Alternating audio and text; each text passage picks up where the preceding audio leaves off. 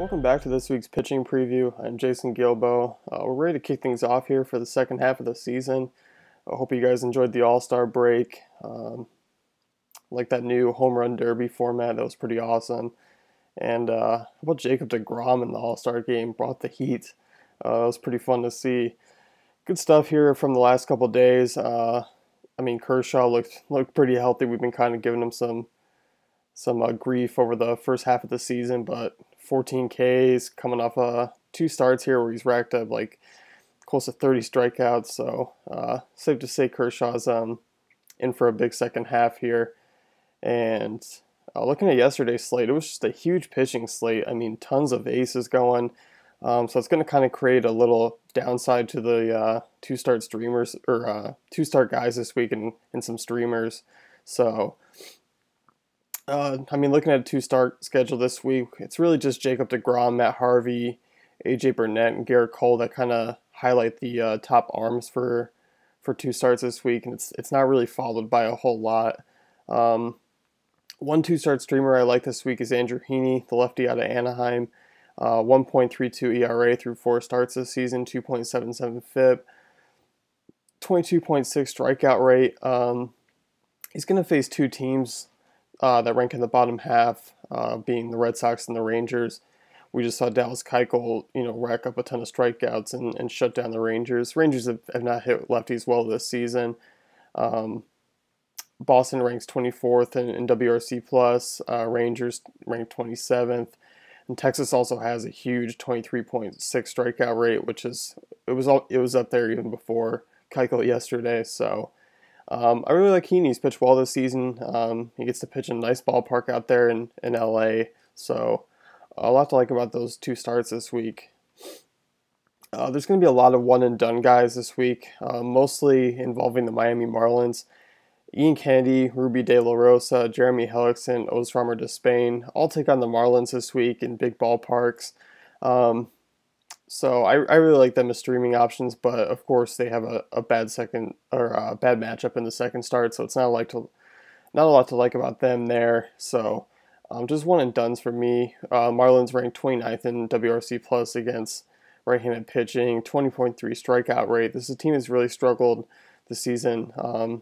Even with Stanton, and take Stanton out of the lineup, and they become pretty bad. Even though I'm saying this after they dropped some runs on Cole Hamels yesterday, which was disappointing. Hamels has been awful in the last two starts. Of course, he got ripped by the Giants, and then exited early here against Miami. So his days could be winding down in Philly anyway. But that was a little disappointing. I don't see that happening too many times for the Marlins dropping a ton of runs. So, I don't see any guys really worthy of sitting this week as true highly owned guys that are one and dones. There's just a lot of bad pitchers making two starts, and you probably don't own any of them. Just guys like Michael Lorenzen, Clayton Richard. I mean, just a lot of names that aren't really fantasy valuable right now. Planning ahead for the streaming this week. Monday, we're looking at Andrew Heaney, of course, Ruby De La Rosa, Matt Moore against the Phillies. Moore hasn't been decent, but of course he's faced a lot of tough teams that hit lefties quite well. Phillies, rank in the middle of the league against lefties. So I like Moore, chucking him out there for tonight. He may be owned, maybe not, because of how he's struggling. So it may have kept owners away. That's it for Monday. Looking ahead Tuesday, Joe Ross for the Nationals, young right-handed pitcher. He's pitched really well when he has pitched this season. He's in line for two starts this week, but I like him in just the first start. He'll take on the Mets, who are awful against right-handed pitching. Ross has racked up 23 strikeouts in 3 starts, 2.66 ERA. He's looked really solid. And I like him against the Mets, of course. Chris Heston, if he's still available, not sure what. I've been riding him this entire season, but I know people have been dropping him, from start to start. But he will face the Padres at home this week, so you gotta like him there. Been really good this season, especially against bad teams. Looking at Wednesday, it's a wash for me. No low-owned options that are worth picking up for streaming. Thursday, Tom Kohler will get Padres and Petco. He's pitched well enough this season to be a streaming option. But of course, I mean, that's kind of sums up the week here. If Tom Kohler's getting an honorable mention, Andrew Kashner will get Miami at home. Dan Heron will be in Petco. Jake Peavy gets the A's at home. Peavy looked really solid against the Diamondbacks. Of course, I like him better when he's pitching in his own ballpark, and which he will be against the A's. So not a bad matchup for him there. Ian Kennedy Saturday, he'll get that Marlins start. Hector Santiago, if he's out there, he'll face the Rangers. Looking at Sunday, Brett Anderson will take on the Braves. Andrew Heaney making his second start against Texas. And then Otis Robert Despain will get the Marlins start Sunday. So that's kind of going to wrap up the week here. Just looking at this week, it's a lot of lower end talents. It should be a big week for bats, though. I'm saying with kind of really the only studs making one start this week. And there's, 2 series in cores this week, so it should be a big week for offense. Just not a lot of talented guys with real great matchups this week to stream. Looking ahead, this week's pitcher profile, Taylor Youngman from Milwaukee, who I'm going to tout him as a great waiver wire ad if he's out there. 2.04 ERA, 1.02 WHIP, 5 wins this season, 39 strikeouts, 3.21 FIP. Great ground ball rate, 54%, holding batters to a 23.6 hard ball rate, 16% line drive rate. So the guys looked really solid this season. Of course, he does a great job of keeping the ball in the ballpark, which is huge out there in Miller Park. And he's got a nice fastball, sinker, changeup, curveball that he all throws pretty well. Hitters have a 256 average off his fastball. Other than that, nothing's hitting over 150 against the other pitches. His curveball has been his out pitch. He's racking up a strikeout rate with the curveball 43% of the time. Solid pitcher. A big fan of the righty for the rest of the season. He's a solid arm. Pitched really well against Pittsburgh, which is a pretty decent offense. So a lot to like about him there. And going forward, he should stay in the bowl or in the rotation, even with guys like Garza and Peralta kind of shelved right now. Some bullpen news. This one happened before the break.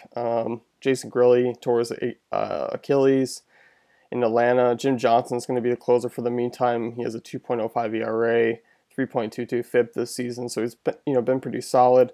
A couple closers to keep an eye on at the deadline here. Sean Doolittle for the A's has been close to return. Looking to come back at the end of July, which will kind of set up Tyler Clippard to be traded, who's been the closer for Oakland this season. So that just opens the door for Doolittle to close again as long as he's healthy. And another one is Papelbon out of Philly. Will it happen? Will it not? There's been a lot of rumors.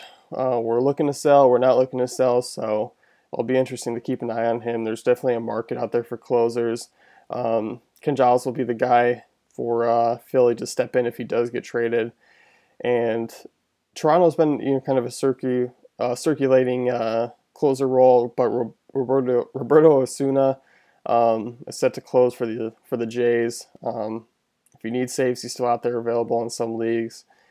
So a few quick injuries to look at this week.